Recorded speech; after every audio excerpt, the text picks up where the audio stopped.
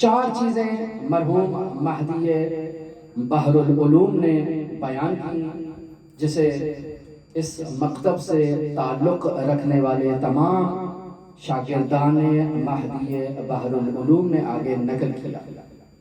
مرحوم امام خمینی، مرحوم مفسر عظیم الشان قرآن علامہ محمد حسین طباطبائی، اور اس کے علاوہ جتنی بھی شخصیات ہیں انہوں نے انہیں بیان کیا کہ ایک انسان جو اللہ کی طرف سفر کرنا چاہتا ہے، اس میں 4 شرائط کا ہونا ضروری ہے۔ اگر یہ 4 شرائط اپنے درجات کے ساتھ ایک شخص میں پائی جائیں تو یہ شخص سلوک کے بلند ترین مقامات پر فائز ہو سکتا ہے۔ پہلا مرحلہ جسے مرحوم مہدی بحر العلوم بیان کر رہے ہیں وہ اسلام ہے، کہ ایک سالک کو مسلمان ہونا چاہیے۔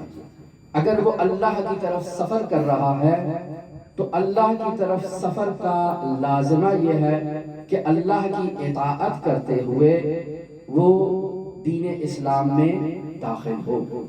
ان الدین عند اللہ الاسلام، اللہ کے نزدیک جو دین ہے وہ دین اسلام ہے۔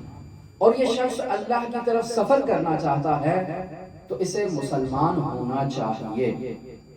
اور اگر عزادار ہے، سید الشہداء کی عزاداری کرنا چاہتا ہے، سید الشہداء کے فرش عزا پر آنا چاہتا ہے، تو اس کے لیے بھی شرط یہ ہے کہ اگر عرفان عزا کو درک کرنا ہے تو یہ مسلمان ہونا چاہیے۔ بیان ہوا کل کہ زبان سے اس نے اسلام کو تسلیم نہیں کیا، اسلام نہیں لے کر آیا، لیکن اپنے اعضاء و جوارح سے وہ اس بات کا اظہار کر رہا ہے کہ وہ حسین ابن علی کے مکتب سے تعلق رکھتا ہے، وہ حسین ابن علی کی آئیڈیالوجی کو ایکسپٹ کرتا ہے، حسین ابن علی کے نظریات سے موافق ہے، حسین ابن علی کو نجات کا راستہ سمجھتا ہے، حسین ابن علی کو حریت کا راستہ سمجھتا ہے، تبھی تو حسین ابن علی کی بارگاہ میں آیا ہے۔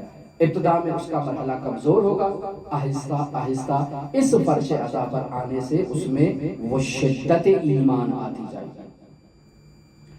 دوسرا مرحلہ جسے مرحوم مہدی بحر العلوم بیان کرتے ہیں وہ اسلام کے بعد ایمان کا مرحلہ ہے، کہ انسان مومن ہونا چاہیے۔ اور یہ 2 چیزیں ایک ساتھ ہی قرآن مجید میں بیان کی گئی ہیں۔